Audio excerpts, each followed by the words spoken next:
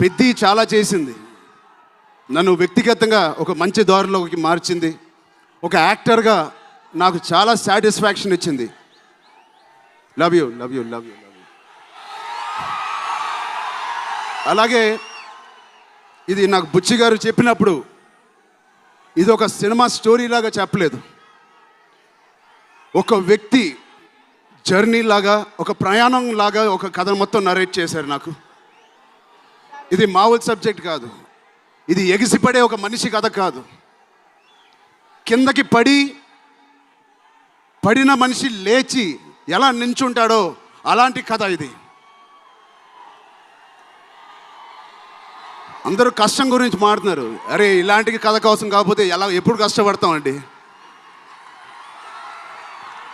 కష్టంతో చేసిన పని కాదు, చాలా ఇష్టంగా ప్రేమతో చేసిన పని. ప్రతిరోజు లెగిసి పొద్దునే షూటింగ్ ఎప్పుడు వెళ్ళాలా, జిమ్ చేసి షూటింగ్ ఎప్పుడు వెళ్ళాలా అని అనిపించిన one of the rarest films నాకు.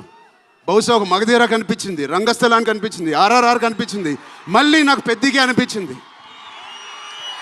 అలాంటి భావం, అలాంటి ఒక ఎక్స్పీరియన్స్ ఇచ్చిన మా బుచ్చిబాబుకి స్పెషల్గా థ్యాంక్స్ చెప్పాలి.